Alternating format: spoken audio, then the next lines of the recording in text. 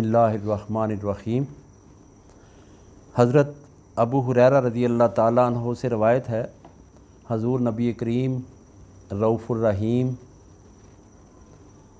जिनके इखलाक़ की वजह से मुआशरा इस कदर संवरा और इस कदर लोग इस्लाम में दाखिल हुए कि फ़ौजों की फ़ौजें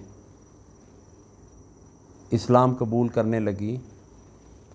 उस ज़ात जो बड़ी ज़ात है, जिसका ज़िक्र अल्लाह व रफ़अना लका ज़िक्रक से फ़रमाता है, वो ज़ात नबी सल्लल्लाहु अलैहि वसल्लम फ़रमाते हैं, औरत से 4 बातों के सबब निकाह किया जाता है।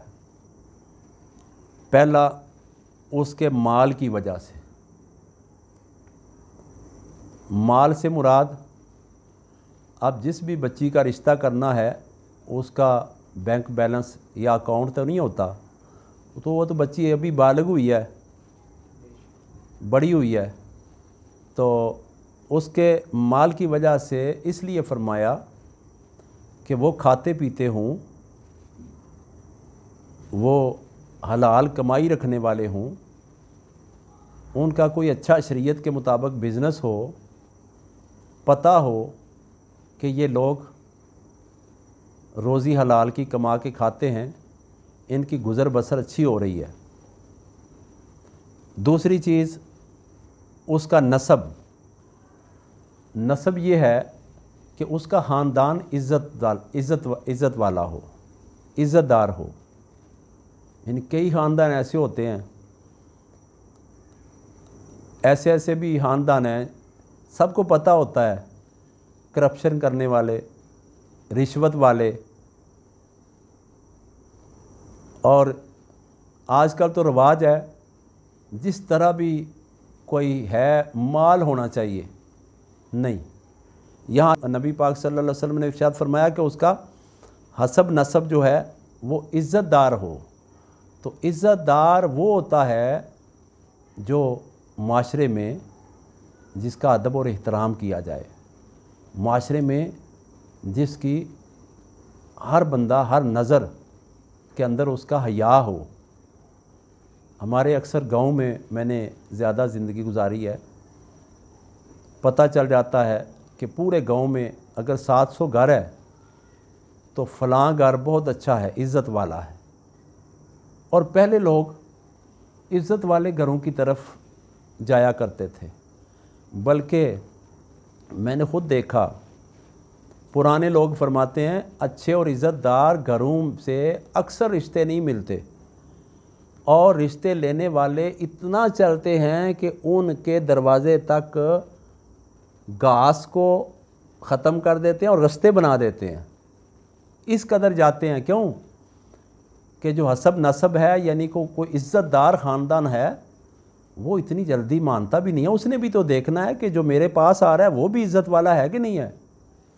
तो आजकल इस चीज़ को गौर से हटा दिया गया है। आजकल बच्चा इटली होना चाहिए, स्पेन होना चाहिए, अगर पाकिस्तान में है तो मार दाड़ करके किसी तरह भी, वो पैसे वाला है, उसकी कोठी बड़ी है, उसके पास गाड़ी है, बेशक वो मरने के साथ ही जहन्नम में चला जाए। उसे पता ही नहीं है शरीयत का, दीन का, अपने अल्लाह का, अपने नबी सल्लल्लाहु अलैहि वसल्लम का, उसे पाकीज़गी का भी पता नहीं है, बड़े छोटे का पता नहीं है। तो हर तरह से इज़्ज़तदार होना ये उसका हसब नसब है।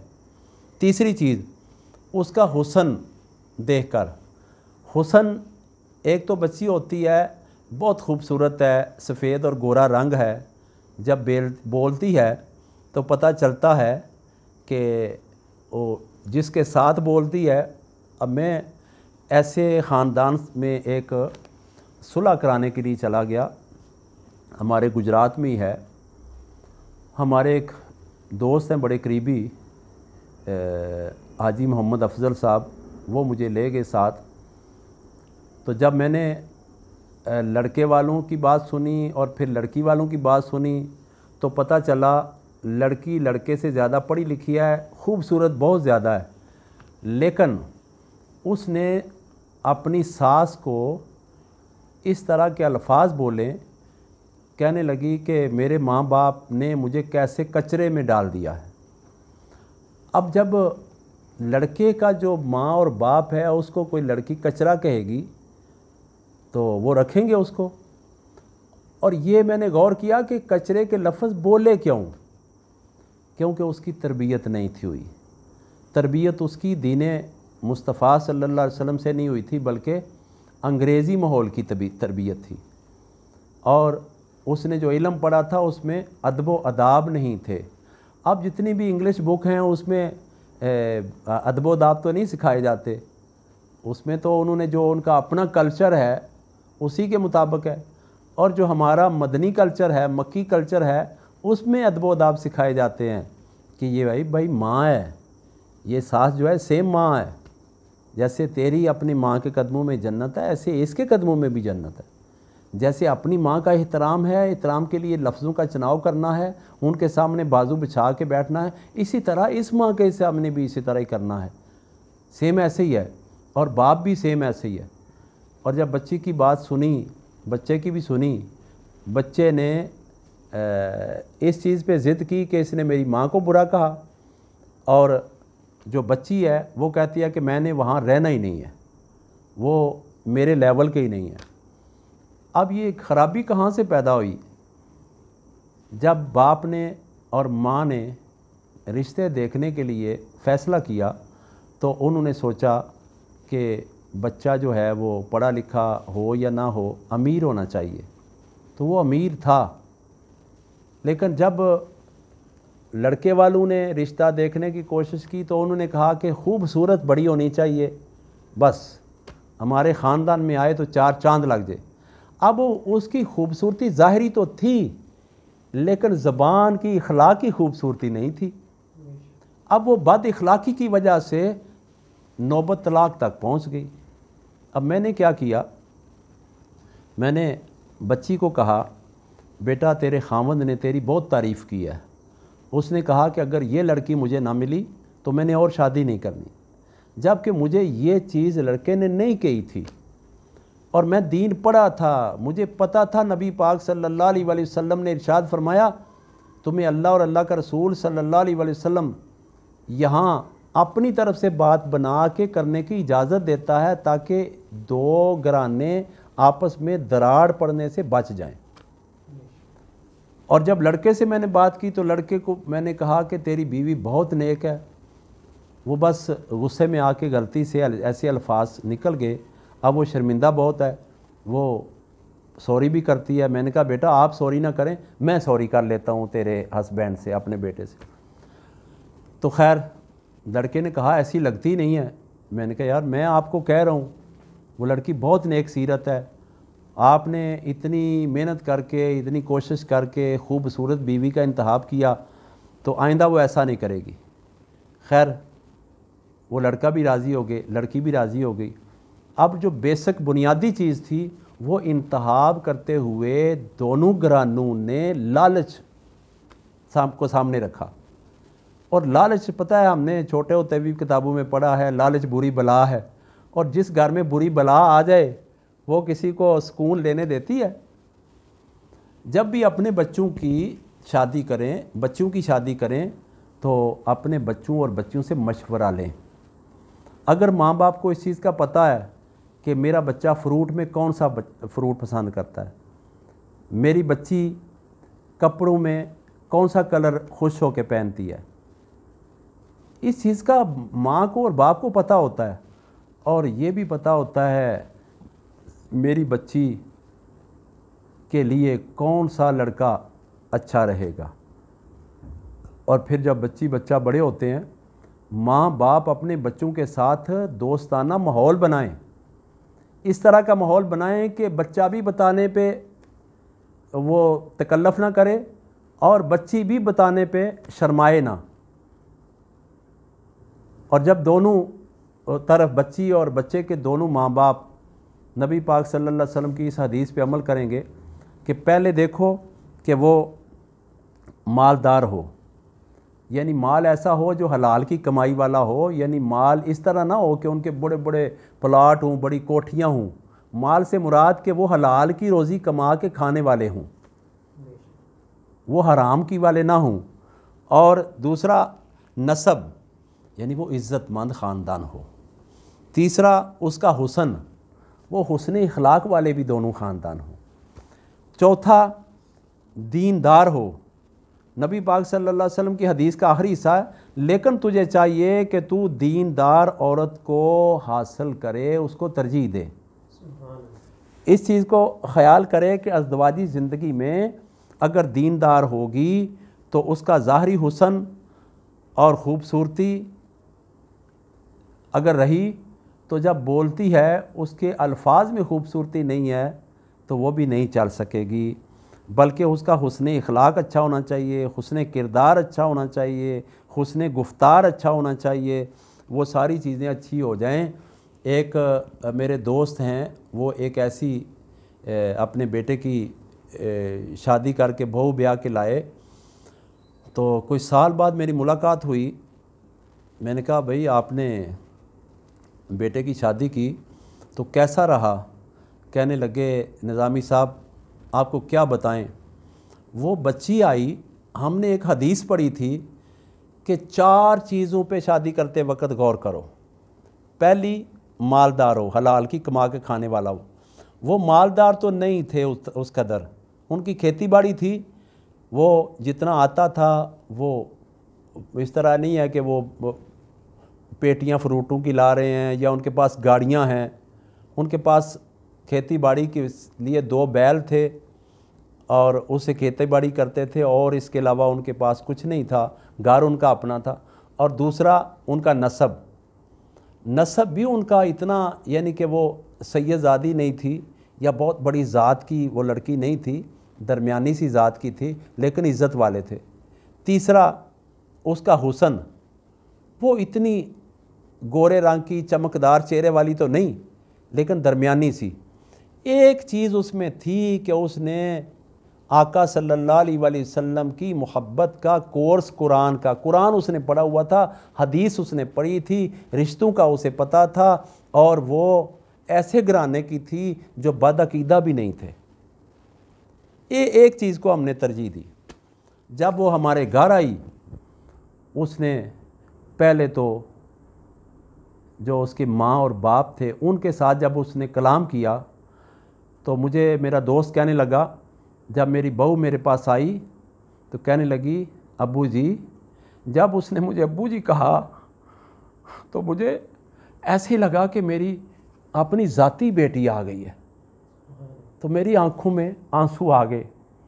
مجھے کہتی ہے کہ ابو جی آپ کو میں زندگی میں دکھ نہیں دوں گی، لیکن آپ بھی ایک کام کرنا، آپ بھی جب مجھے کوئی بات کرنا چاہو، کسی کے کان بھرے ہوئے اس پہ عمل نہ کرنا۔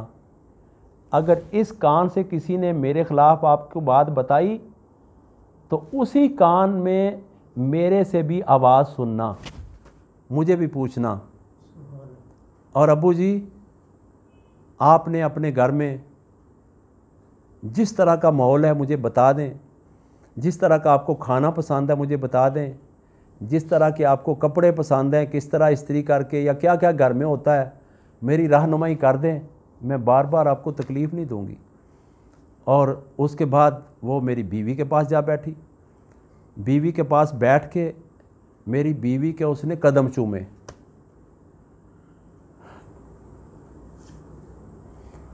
جو ہی اس نے قدم چومے تو میری بیوی نے اپنی بہو کو بازو میں لے کے رونے لگ گئی۔ اب بچی کو نہیں بولنے دیا میری بیوی نے۔ میری بیوی نے کہا بیٹی مجھے ایسی بات کا تو اندازہ ہی نہیں تھا، آپ نے تو میرے سینے میں ٹھنڈ ڈال دی ہے، مجھے سکون آ گیا ہے۔ اب وہ بیٹی جب دوسرا دن ہوا، سحری کے ٹائم اٹھی اور میری بیوی بیمار تھی، اس کے لیے اس نے پانی گرم کیا اور اس کو وضو کروایا اور پھر اس کو ناشتہ دیا اور پھر مجھے ناشتہ دیا۔ اب میرے بیٹے نے جب دیکھا کہ میری بیوی کیا کر رہی ہے تو بیٹا کہنے لگا میرے ذہن میں بھی ایک خیال آیا۔ جب دوسرے دن ہم چلے گئے اپنے یعنی لڑکے کے جو سسرال والے تھے، جو بہو تھی اس کے ماں باپ کے گھر میں. تو اس کے گھر میں گئے تو اس نے سوچا کہ جو میری بیوی نے میرے ماں باپ کے ساتھ کیا ہے سیم میں بھی ایسے اس کے ماں باپ کے ساتھ بھی کروں گا. وہ کہنے لگے کہ میرا بیٹا جب ادھر گیا تو میرے بیٹے نے بھی اپنے سسر سے کہا ابو جی میں آپ کا بیٹا بنا ہوں اور میں آپ کو یقین دلاتا ہوں کہ میں آپ کو دکھ نہیں دوں گا. تو میرا دوست کہتا ہے کہ میرے بیٹے نے مجھے آ کے بتایا کہ میرے سسر نے مجھے اپنے ساتھ لگا لیا. اس نے کہا کہ بیٹا بیٹیاں دے کے بیٹے بنائے جاتے ہیں، تو میں نے آپ کو بیٹا بنایا ہے. تو اس نے کہا کہ باپ میں آپ کو ساری زندگی شکایت نہیں دوں گا کہ آپ کی بیٹی آپ کو بتائے کہ مجھے وہاں سے کھانا نہیں ملا، کپڑے نہیں ملے، مار پڑی ہے، انہوں نے کوئی تانا دیا ہے، نہیں. پھر وہ کہتا ہے کہ میں اپنی ساس کی طرف گیا، ساس کو بھی میں نے جا کے اس کے قدم چومے جیسے اس نے میری ماں کے چومے تھے. تو میں نے کہا کہ امی جان میں آپ کا بیٹا ہوں اور آپ یہ پریشان نہ ہونا کہ پتہ نہیں میری بیٹی بیگانے گھر گئی ہے، نہیں، سمجھیں کہ وہ آقا صلی اللہ علیہ وآلہ وسلم کے شریعت والے گھر میں گئی ہے. اور اس ماں نے بھی مجھے پکڑ کے میری پیشانی چومی تو مجھے دعا دی، کہا بیٹا مجھے تو نے سکون دیا ہے، جا تجھے اللہ تبارک و تعالی سدا خوش رکھے. اب انتخاب کرتے وقت انتخاب صرف ایک تھا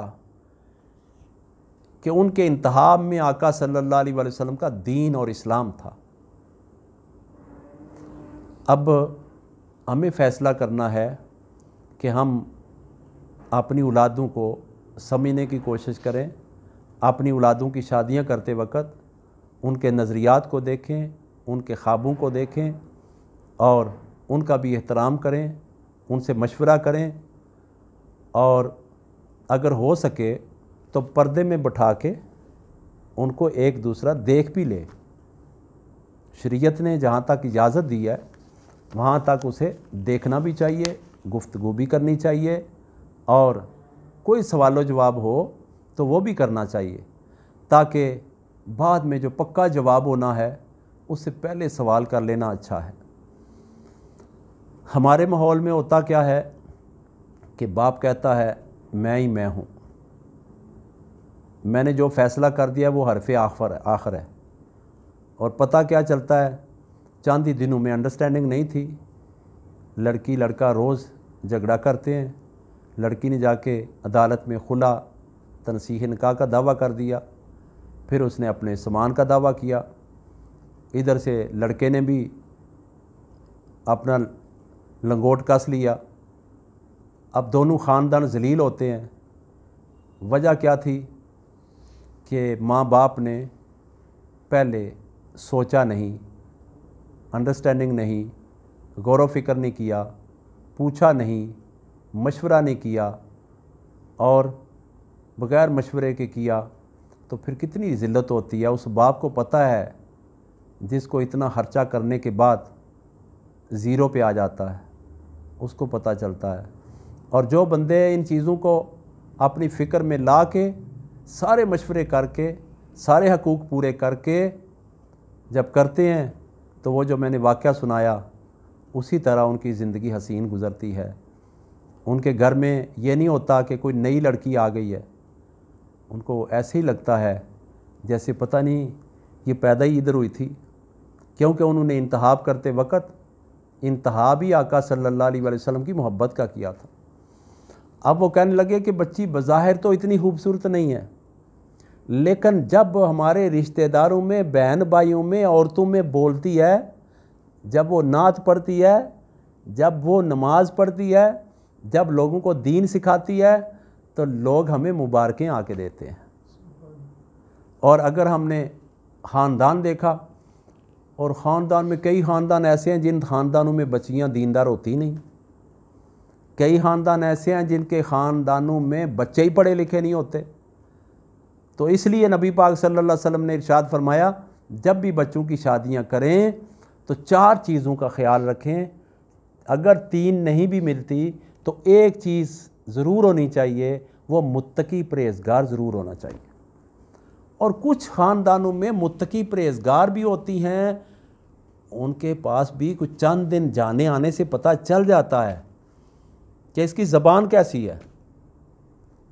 اب ایک جگہ پہ میرا ایسا بھی موقع ملا، لڑکے اور عقیدے والے ہیں، لڑکی اور عقیدے والی ہے۔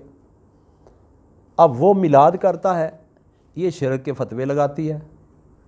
جس ماحول میں وہ پلا تھا اس کو وہ ماحول نہیں ملا، مال کی وجہ سے دونوں ملے، اب ان کے اندر انڈرسٹینڈنگ نہیں۔ یہ بھی خیال رکھنا چاہیے کہ عقیدہ بھی ملتا ہو، فکریں بھی ملتی ہوں، سوچیں بھی ملتی ہوں، ان کی نفسیات بھی ایک جیسی ہو، تو پھر جا کے یہ خاندان پروان چڑھتے ہیں۔ آخری بات، نبی پاک صلی اللہ علیہ وآلہ وسلم نے ارشاد فرمایا جب تمہاری لڑکی اور لڑکا جوان بالغ ہو جائے، اب پاکستان کی گورنمنٹ نے 18 سال عمر کی حد رکھی ہے، 18 سال کے ہو جائیں ٹھیک ہے، میچور ہو جاتے ہیں، شادی کرو۔ اور کئی گھروں میں تو بوڑھے ہو جاتے ہیں، لڑکیاں بھی اور لڑکے بھی، رشتہ ڈھونڈتے ہیں کہ وزیر اعظم کا کوئی بیٹا ہو، کوئی بہت بڑا انڈسٹریل بچہ ہو، بہت بڑا اسکالر بچہ ہو۔ نہیں، انتخاب کرنا ہے تو صرف یہ کرو کہ اسے دین آتا ہے، اسے پاکیزگی آتی ہے، اس کو آداب آتے ہیں، اور اسے زندگی گزارنے کے ڈھنگ آتے ہیں۔ ڈھنگ بھی اسے آتا ہے جسے دین کی سمجھ بوجھ ہے، جسے دین کی سمجھ بوجھ نہیں ہے اسے ادب و احترام ہی نہیں آتا، اسے ڈھنگ کیا آتا ہے؟ وہ جیسی ہیں جیسے خون سفید والی باتیں ہوتی ہیں، چاندی دلوں میں رشتے ٹوٹ جاتے ہیں۔ اور جب بچہ جوان ہو جائے، بچی جوان ہو جائے تو فوری نکاح کرو۔ فرمایا اگر تمہارے گھر میں فوتگی ہو جائے تو فوری جنازے کا اہتمام کرو، اور اگر تمہارے اوپر قرضہ ہو تو فوری ادا کرنے کے لیے کوشش کرو، تاکہ جلدی جلدی اتر جائے، موت کا پتہ نہیں ہے۔